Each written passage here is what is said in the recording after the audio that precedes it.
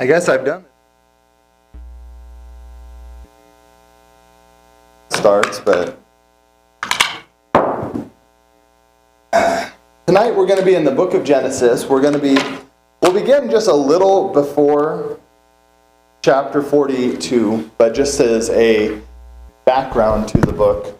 I don't have slides for you tonight, so I don't know if we need the computer up. Give me 1 second. I know, I was slacking a little bit.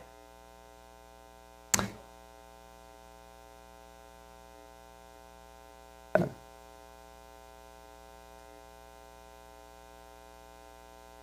right, now we don't see anything in the background. So we're in Genesis chapter 41, and beginning with this, all right, we're in good shape. Beginning with this, Joseph is sold into slavery by his brothers. He becomes a slave to Potiphar. He spends some time in prison, and after some time in prison, he is elevated to the position of regent over Egypt, which is the world power government of the time. So, you see Joseph's life having a lot of ups and downs in it. But that process of how he got sold into captivity and all those things is what we looked at last week. But I want to just stop for a minute and just think of the timeline that we've been looking at.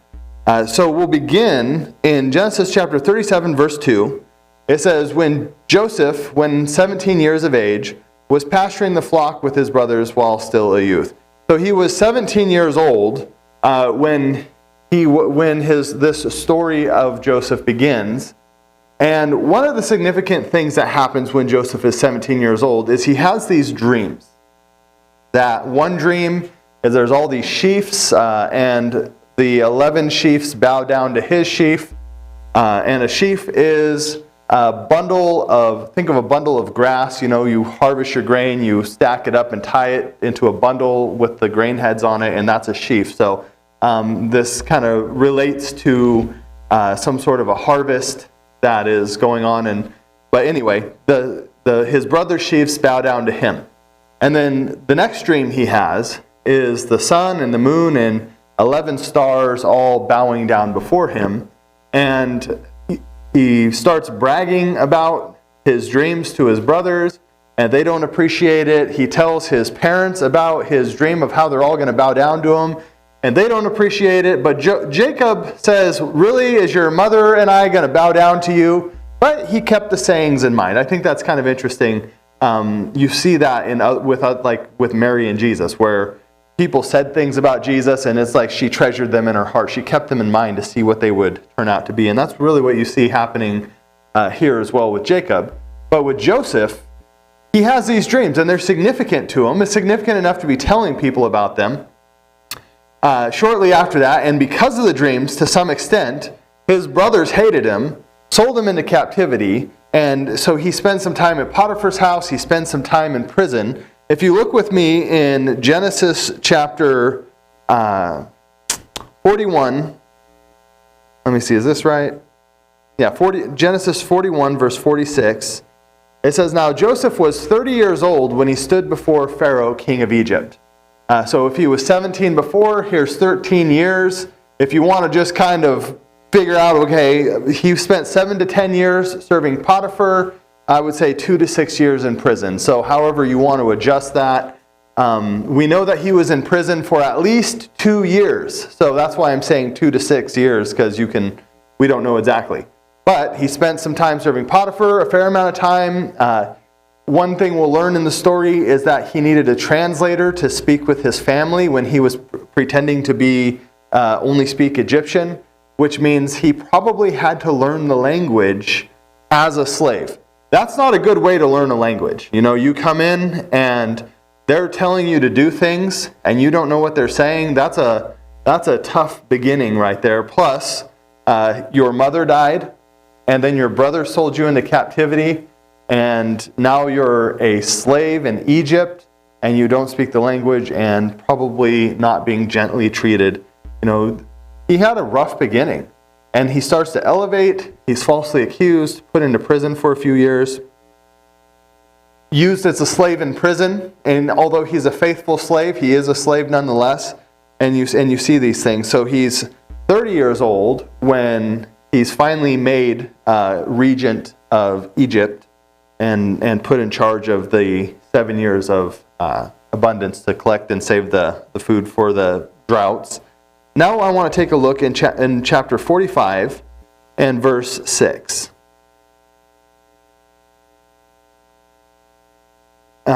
In 45 verse 6 it says, "For the famine had been in the land these 2 years, and there are still 5 years in which there will be neither plowing or harvesting."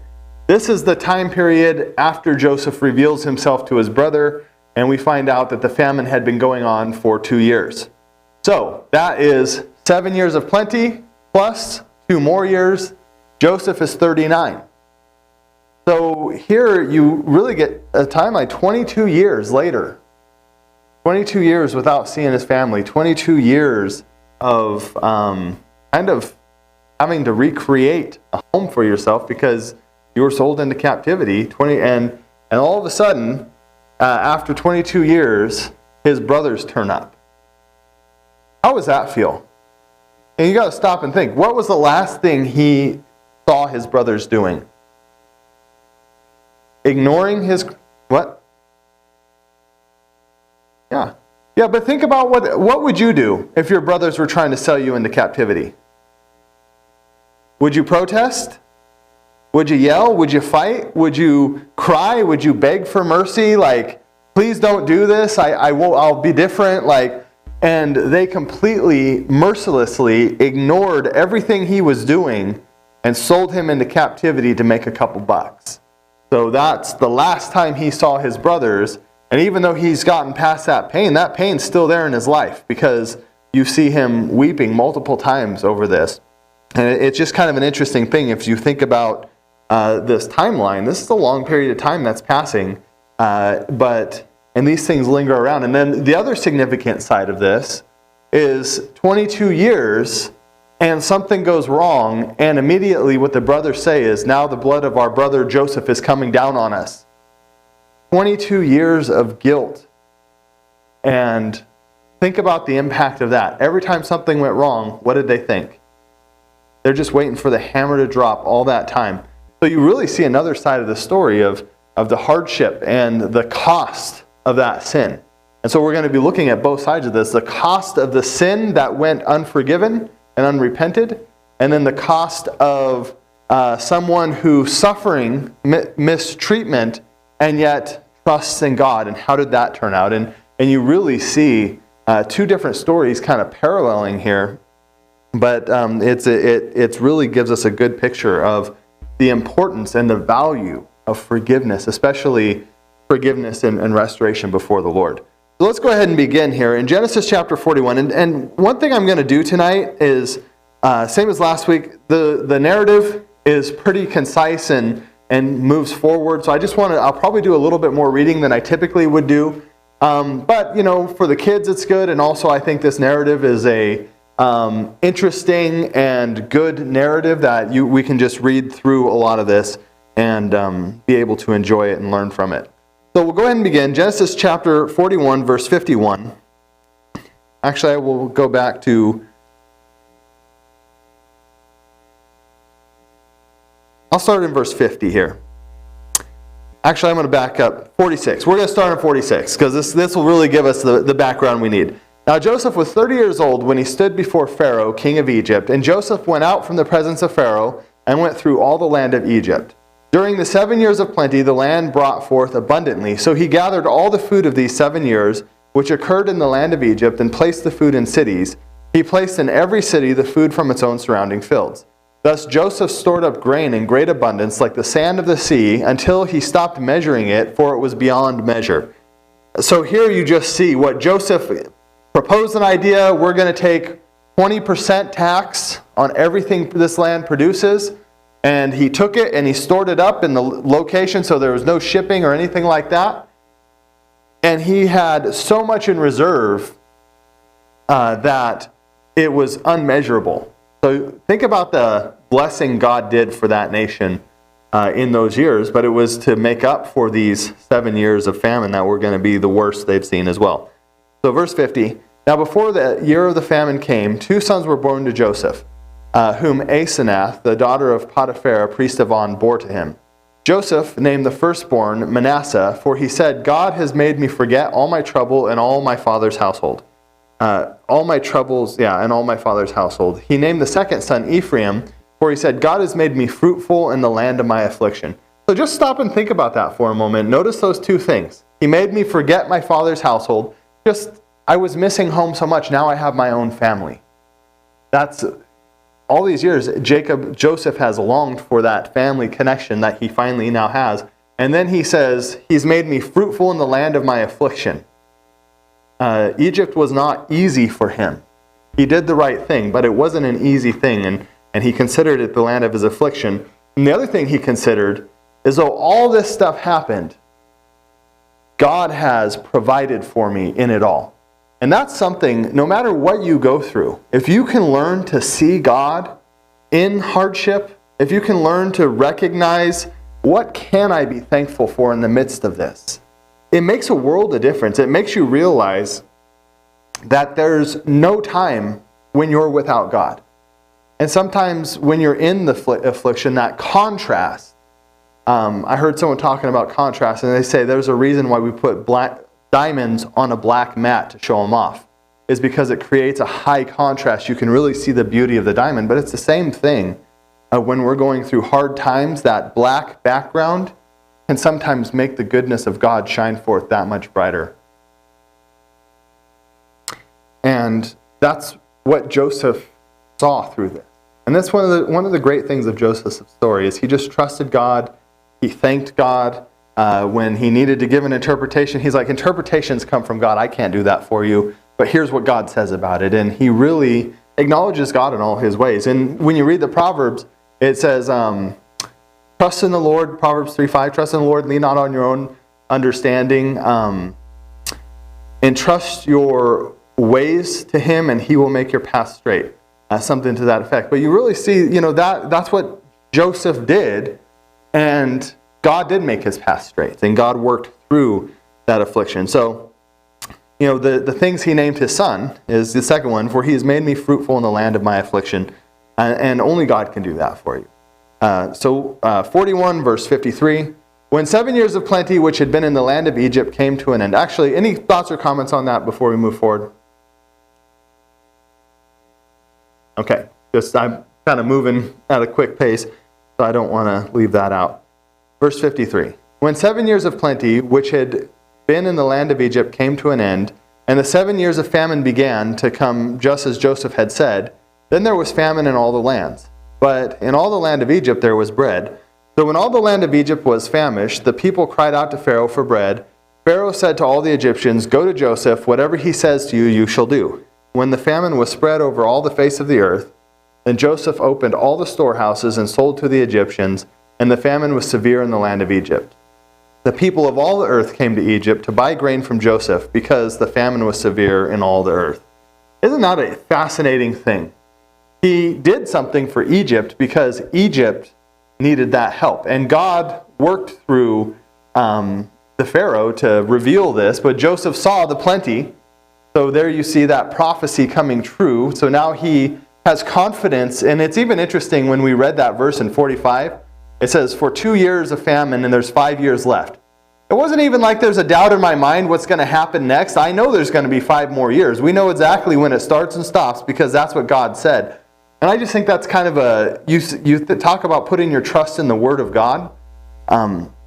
You see that here. But not only did he preserve his own family, because of what Joseph did and because of his faithfulness, he didn't just preserve his family, he didn't just preserve the nation he was in, he preserved the whole earth of this famine. It's just a fascinating blessing that God, because Joseph was faithful in what he did, it made a difference for the whole world, and really a powerful message there.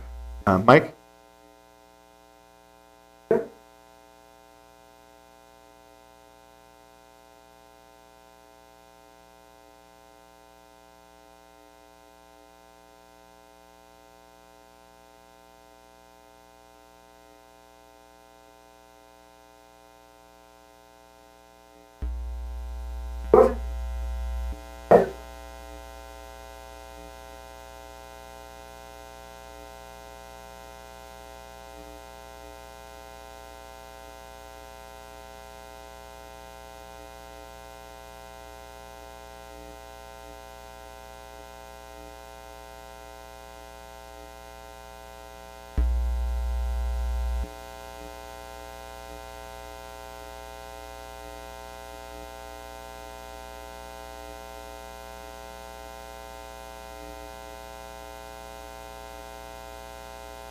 Yeah.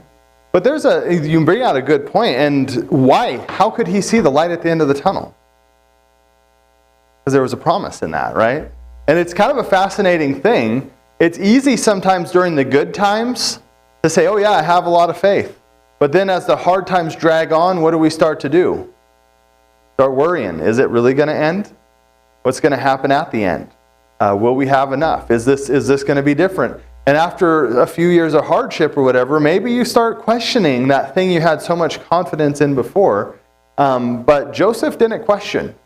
He put his trust in God, and he had a promise. There's an end to this, and it will get better after that. But sometimes life is like that, isn't it? Where we really have to put our hope in the light sometimes at the end, because going through it's a little bit hard. And you say, you know what, no matter how it plays out, at the end, it's going to be good. And we can put our hope in that, and that's one of the true blessings of being a Christian, is just the idea. Christians don't die, we just go live better. And as we get older and older, the better and better that end feels to us. But we don't lose hope, because we have that faith in God and in His ability to carry us through, and in our ability and in seeing that. One other thing I just want to note here is, who did Joseph, whose dream gave Joseph this information? Pharaoh's dream. Was Pharaoh a good man? We don't know. He was at least an idolater. We do know that, right? He gave Joseph as a wife a daughter of a priest of On, which is some idol, right? And so we know there's some idolatry going on in Egypt. If you look at the ancient Egyptian history stuff, you see a lot of that stuff going on. He's a righteous man. And the information was revealed from a dubious source, let's say. But because God gave him the interpretation, even though that source wasn't dubious, he verified it as being true, and he put his confidence in what God revealed. I just think that's kind of an interesting thing. God doesn't need perfect people to work through. Sometimes He also works through imperfect people. And next week I want to just spend some time thinking about the big picture of this story and how did God accomplish salvation for Israel.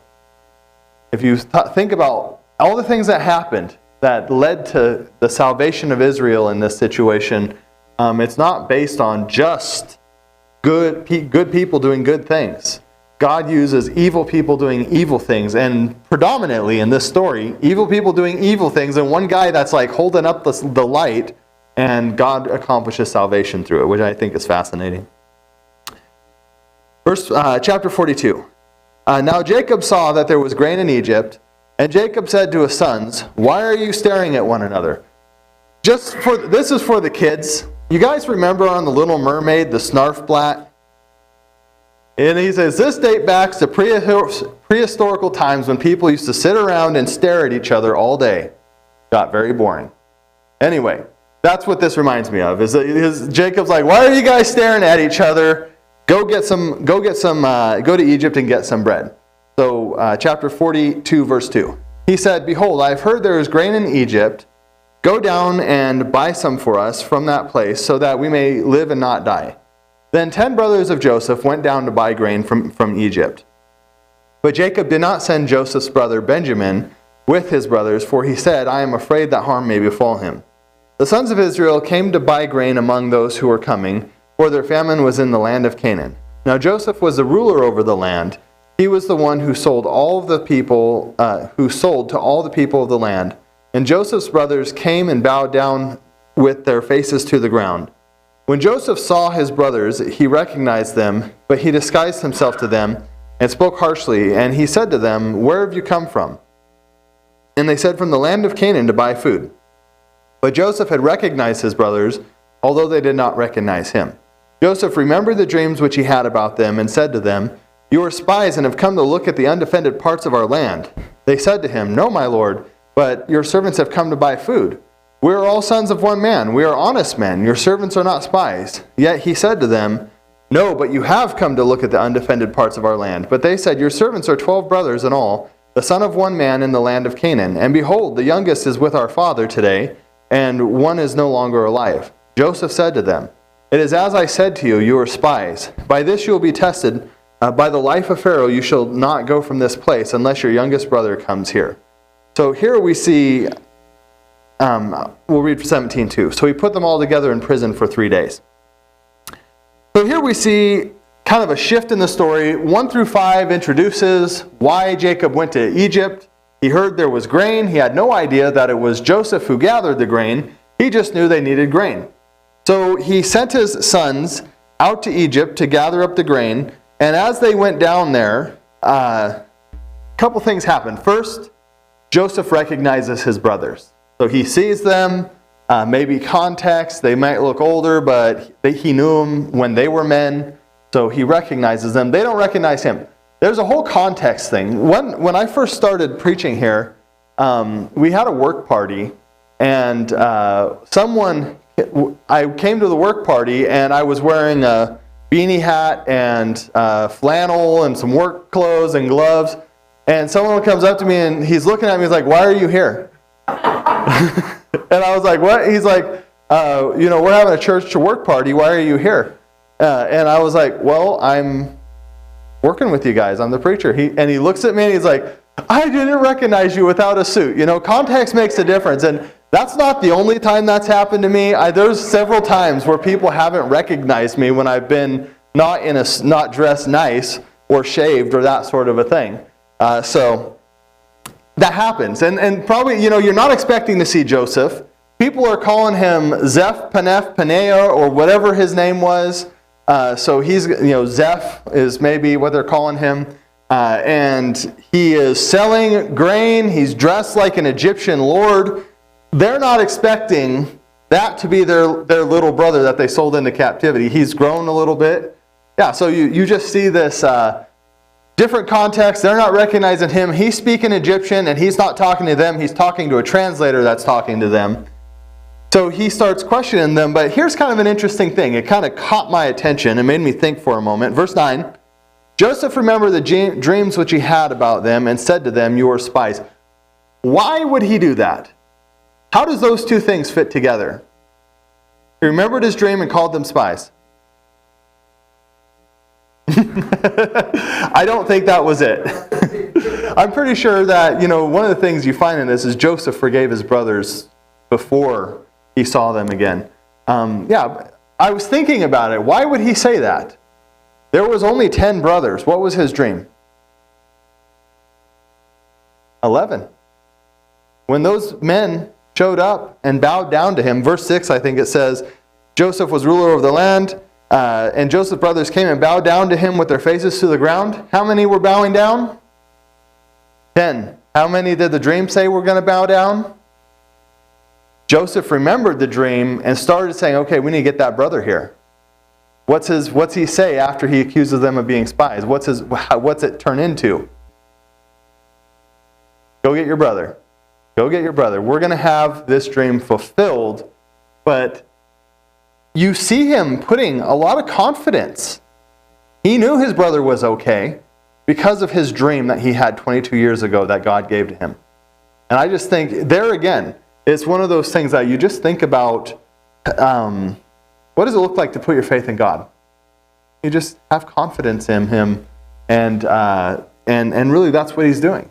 He's like, I have confidence that what God showed me was true, and so I'm going to work to see that thing fulfilled. And what else? What other dream did he have? He saw, well, his mother wasn't around, I guess, but he saw his whole family bowing down before him. And you really see him putting confidence in God in this. And I just think that's how those two things link together. Anyway, in my view, he remembered his dream which he had about them and said to them, "You are spies," and started working it to get Benjamin back. In verse, and they were shocked. We're not spies. Like, we just came to get food. No, we got family to take care of. All our little ones are back home. We can't be here. And what would it be like if I just tell them how I used to kill Christians and persecute them? And I always think, if I was going to talk to Jesus in a dream, I probably would not bring up the worst thing I ever did. But Paul had confidence to bring that up before Jesus because he knew Jesus had forgiven him. And Jesus didn't forget what he did. He just had forgiven him and said, this is not going to have a bearing on our relationship. So he could openly talk with him about it. And really, that's what forgiveness is. And you can see the difference here, where these men hadn't had forgiveness, and there's just this fear in them. And you'll see that playing out as we read on. But 22, now comes the reckoning for his blood. So they're expecting it to get worse. Verse 23, they did not know, however, that Joseph understood, for there was an interpreter between them. He turned away from them and wept. But when he returned to them and spoke to them, he took Simeon from them and bound him before their eyes. Then Joseph gave orders to fill their bags with grains and to restore every man's money in his sack, and to give them provisions from the journey, and thus it was done for them. So they loaded their donkeys with grain and departed from there. And as one of them opened their sack to give his donkey fodder at the lodging place, he saw his money, and behold, it was in the mouth of his sack. Then he said to his brothers, my money has been returned, and behold, it is even in my sack. And their hearts sank. They turned trembling to one another, saying, what is this that God has done to us? Now, why did Joseph put their money back in the sack? If you read later in the story, it says he blessed them. He wanted to just give them the food for free. So he put their money back in the sack. And when they brought it back to now maybe it was to test them as well. But when the answer was, the Lord put the money in your sack, it's a blessing from God. He put treasures in your sack. That's what was the answer when they brought the money back. But how did they take it?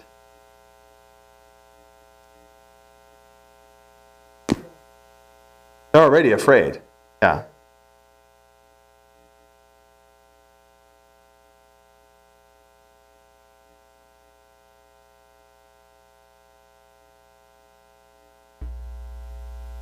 Mm-hmm.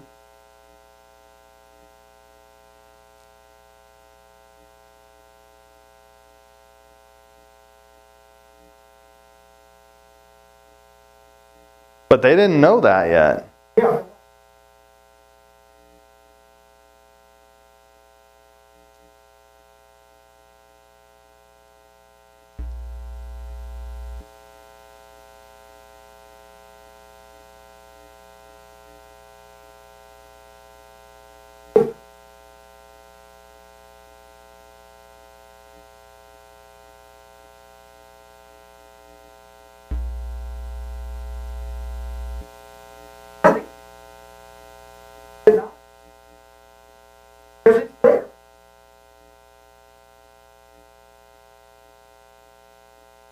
Yeah. Well, they at least feel like they're in a mess, but notice what they say. What is this God has done to us?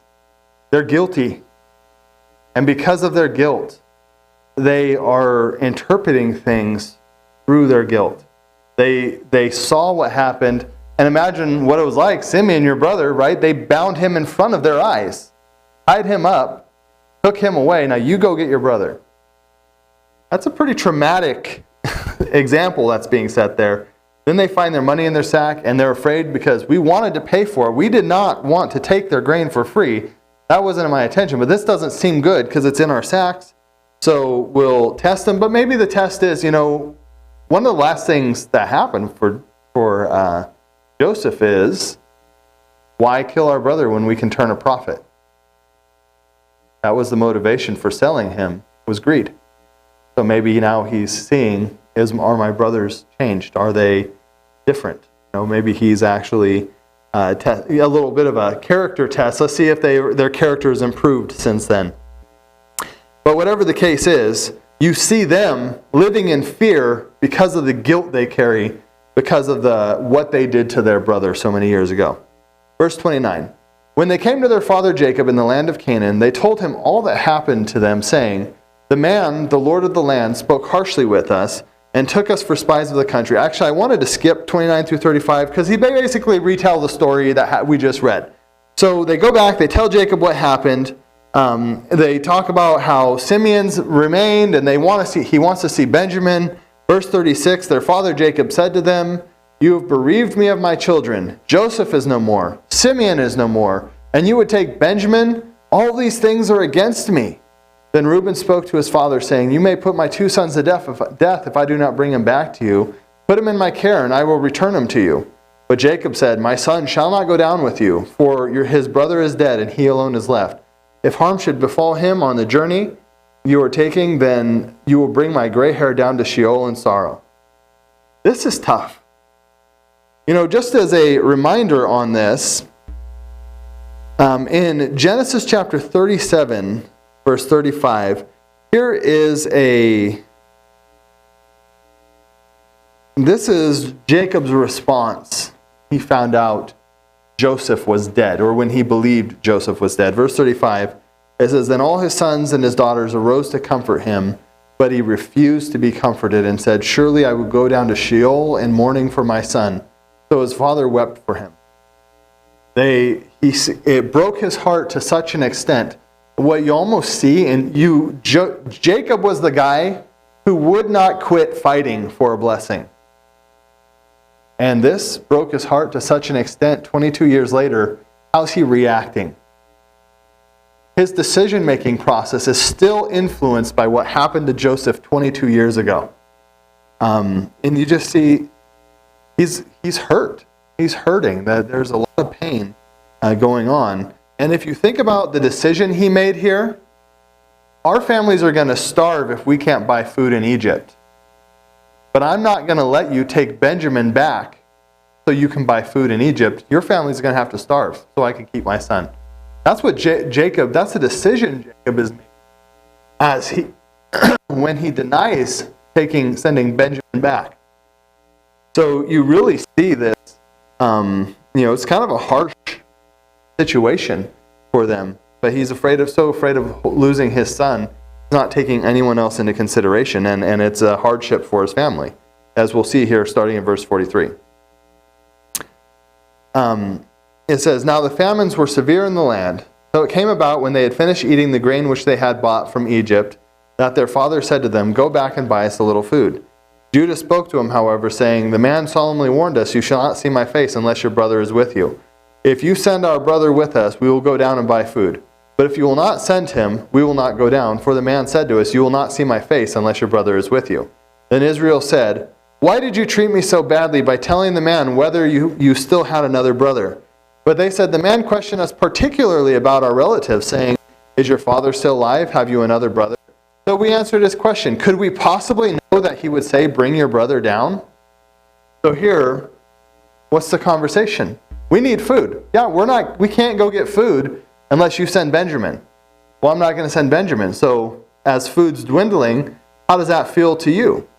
If your dad favors one son and your children are going hungry and he won't change, that's a pretty harsh judgment that Jacob is making here.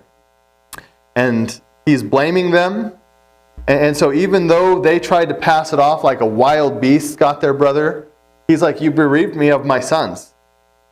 You guys are the ones who are responsible. You bereaved me of Joseph, you bereaved me of Simeon, and now you want to take Benjamin away from me too? If I'm bereaved, I'm bereaved." Like, you really see Jacob's kind of heartbroken, really. I mean, you just see that had a bearing on his life and maybe changed him a little bit. Verse 7. In verse 8 here. Judah said to his father Israel, "Send the lad with me. We will arise and go, that we may live and not die. But we as well as our little ones." So there you see, what's the impact? And Judah says, "Send him with me. I'll take him." Verse 9. "I myself will be surety for him. You may hold me responsible for him. If I do not bring him back to you and set him before you, then let me bear the blame before you forever. For if we had not delayed, surely by now we would have returned twice." Then their father Israel said to them, "If it must be so, then do this. Take some of the best products of the land in your bags. Carry down to the man as a present a little balm, a little honey, aromatic gum, myrrh, pistachio nuts, and almonds. Take double the money in your hand, and take back in your hand the money that was returned in the mouth of your sacks. Perhaps it was a mistake. Take your brother also, and arise and return to the man, and may God Almighty grant you compassion in the sight of the man. so that he will release to you your brother Benjamin. And as for me, if I am bereaved of my children, I am bereaved.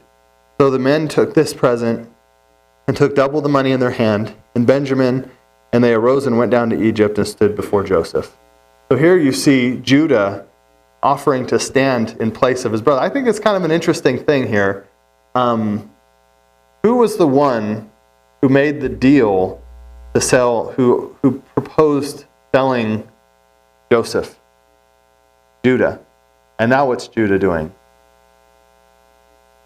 I will bear his sin. I will bear this burden before you if I don't bring him back. I will bring him back. He's doing that. And you really see him protecting his brother. Now, Joseph is still the same guy, still playing favorites, still mistreating his family and being unjust. But the effect that Joseph had on Judah was, I would rather give my life than not bring this son back. And that's what he does. And you really see a change in him. But there's still that guilt from what he did with Joseph. Verse 16. When Joseph saw Benjamin with them, he said to his house steward, bring the men into the house and slay an animal and make ready, for the men are to dine with me at noon. So the men did as Joseph said and brought the men to Joseph's house. Now the men were afraid because they were brought to Joseph's house, and they said, it is because of the money that was returned in our sack the first time that we are being brought in, that he may seek occasion against us and fall upon us and take us for slaves with our donkeys. So they came to Joseph's house steward and spoke to him at the entrance of the house and said, O my lord, we indeed came down the first time to buy food.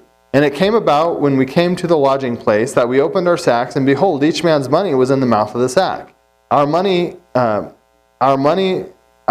in full. So we have brought it back in our hand. We have also brought down other money in our hand to buy food. We do not know who put our money in our sacks. He said, be at ease, do not be afraid. Your God and the God of your father has given you treasures in your sack. I had your money. Then he brought Simeon out to them. So here you see them. They show up and they're upset. First thing they do, we're going to make this right. Look, I don't know how it happened. It wasn't because I chose to, but our money was back in our sack. We wanted to buy food. We couldn't buy it. So we brought it back for you. Like, here, take it. And he's like, hey, the Lord put money in, the Lord put treasure in your sack. Don't worry, have peace. That was really the idea. Take peace. We're not blaming you anymore. You brought back your brother. You did what we said to do, so you're innocent before us. And then immediately he goes and gets Simeon. What did everyone think happened to Simeon? Everybody thought he was dead. So here's Simeon. How would that feel if you had a brother you thought was dead, and you realize, oh, he's still alive. He's still okay.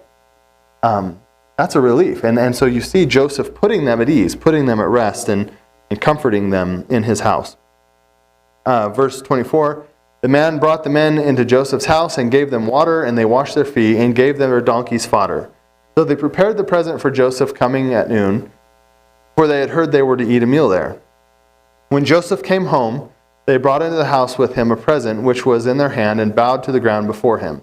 Then he asked them about the... So I want to stop right there. Verse 26 is significant because this is the dream right here. 11 brothers bowing down before him. So you see a pretty significant fulfillment of prophecy, and it's a major moment. And it's one of those things where, I don't know, I always enjoy seeing things like this. Like when you read this book of John, I always love it when you see that prophecy was fulfilled right here. And I just find that exciting because only God knows the future. And when you see things like that happen, I think it's a very unique thing in the history of mankind to see something that was foretold come true, because so many people are wrong, but there are rare instances where God reveals the future to men and it comes true. Jim?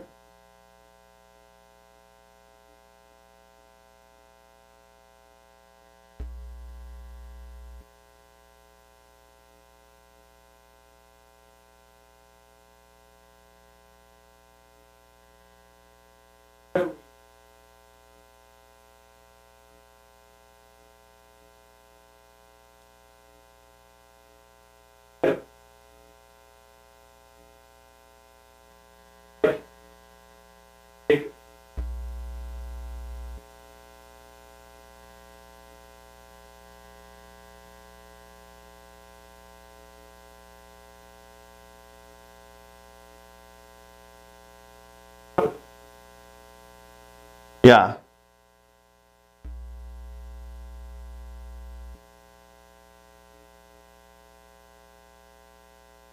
Yeah. And especially in the midst of a famine, to give gifts of produce like this, like that is a pretty lavish gift, because you're probably not harvesting a lot of this stuff during a famine. You know, bees need pollen. If there's no heart crops, there's probably not as much honey. And you know, you go through some of that stuff. Yeah. So great point, Jim. Yeah, you do see the shrewd man surfacing to get a good outcome here and to bring gifts to this ruler here. So they spread the gift out before him. Verse 27, it says, Then he asked them about their welfare and said, Is your old father well, of whom you spoke? Is he still alive? They said, Your servant our father is well, he is still alive. They bowed down in homage. As he lifted his eyes and saw his brother Benjamin, his mother's son, he said, Is this your youngest brother of whom you spoke to me? And he said, May God be gracious to you, my son. Joseph hurried out, for he was deeply stirred over his brother, and he sought a place to weep. And he entered the chamber and wept there. Then when he had washed his face and came out, he controlled himself and said, Serve the meal. So they served the meal. So they served him by himself, and them by themselves, and Egyptians who ate with them by themselves, because the Egyptians could not eat bread with the Hebrews, for that is a loathsome thing for the Egyptians. Now they were seated before him, the firstborn according to his birthright, and the youngest according to his youth, and the men looked at one another in astonishment. He took portions to them from his own table, but Benjamin's portion was 5 times as much as any of theirs, so they feasted and drank freely with him. Here's just kind of an interesting note that I read about this, is they were talking about, and even in more modern, I don't know what modern means, like probably Jesus' time or whatever, like kind of through history, Egyptians had a caste system, and so they separated their caste. They didn't eat with one another.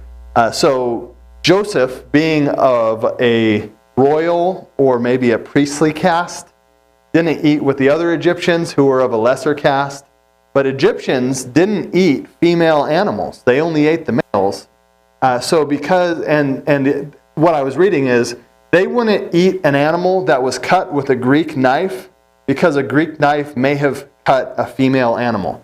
So that was a big deal to them. So they wouldn't eat at the same table as the Hebrews because they were loathsome, partly because they ate females. So just kind of an interesting, kind of a cultural, that kind of explains why they did what they did. But it would have been a real blessing for Joseph to take what was on his table, which would be the best food, and deliver it to these men. That would have been a real blessing to them, and a real, just kind of a unique thing for them. So he was honoring them and doing that, so they were able to eat their fill. Where are we at? How much time do we have? I don't know. I might start in chapter 44 here. Okay, so in chapter 44, then he commanded his house steward, saying, Fill the men's sacks with food, and as much as they can carry, and put each man's money in the mouth of his sack. Put my cup, the silver cup, in the mouth of the sack of the youngest, and his money for the grain. And he did as Joseph had told him. As soon as it was light, the men were sent away with their donkeys. They had just gone out of the city and were not far off, when Joseph said to his house steward, Up, follow the men, and when you overtake them, say to them, Why have you paid evil for good? Is not this the one from which my Lord drinks, and which he indeed uses for divination? You have done wrong in this. So he overtook them and spoke these words to them. They said to him, Why does my Lord speak such words as these? Far be it from your servant to do such a thing. Behold, the money which we found in the mouth of our sack we have brought back to you from the land of Canaan. How then could we steal silver or gold from the Lord's house? With whomever of your servants it is found, let him die, and we will all be my Lord's slaves. So he said, No, let it be according to your words. He whom is found shall be my slave, and the rest of you shall be innocent. Then they hurried. Each man lowered his sack to the ground, and each man opened his sack. He searched, beginning with the oldest and ending with the youngest, and the cup was found in Benjamin's sack. Then they tore their clothes, and when each man loaded his donkey, they returned to the city. When Judah and his brothers came to Joseph's house, he was still there, and they fell on the ground before him. Joseph said to them, "What is this deed you have done? Do you not know that such a man as I can indeed practice divination?" So Judah said, "What can we say to my lord? Can we speak? And how can we justify ourselves? God has found out the iniquity of your servants. Behold, we are my lord's slaves, both we and the one in whose possession the cup has been found." But he said, "Far be it from me to do this. The man in whose possession the cup has been found, he shall be my slave. But as for you, go get up in peace to your father." Then Judah approached him and said, "O my lord, may your servant speak a word in my lord's ear, and do not be angry with your servant, for you are equal to Pharaoh. My lord has asked his servant, saying, 'Have you a father or a brother?' We said to my lord, 'We have an old father and a little child of his old age. Now his brother is dead, so he alone is left of his mother, and his father loves him. Then you said to your servants, Bring him down to me, that I may set my eyes on him.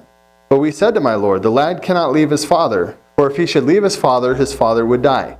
You said to your servant, however, Unless your youngest brother comes down with you, you will not see my face again. Thus it came about, when we went up to your servant my father, we told him the words of my lord. Our father said, Go back and buy us a little food. But we said, We cannot go back if our youngest brother is not with us. Then we will go down, for we cannot see the man's face unless our younger brother is with us. Your servant, my father, said to us, You know that my wife bore me 2 sons, and the one went out from me, and I said, Surely he is torn into pieces, and I have not seen him since. If you take this also from me, and harm befalls him, you will bring my gray hair down to Sheol in sorrow. Now therefore, when I come to my servant, my father, and the lad is not with us, since his life is bound up with the lad's life, when he sees that the lad is not with us, he will die. Thus your servant will bring gray hair of your servant, our father, down to Sheol in sorrow. For your servant became surety for the lad to the father, saying, If I do not bring him back to you, then I will bear the blame before my father forever. Now therefore, please, let your servant remain instead of the lad, a slave to my lord, and let the lad go up to his brothers. For how shall I go to my father if the lad is not with me? For fear that I will see the evil that would overtake my father. So here you see Judah's plea for his brother. And before, Judah was the one telling his brother. Now you see Judah offering his life in exchange for Benjamin, who was found guilty. This is a fascinating thing, maybe a little bit prophetic picture in and of itself, because what did Jesus do for us?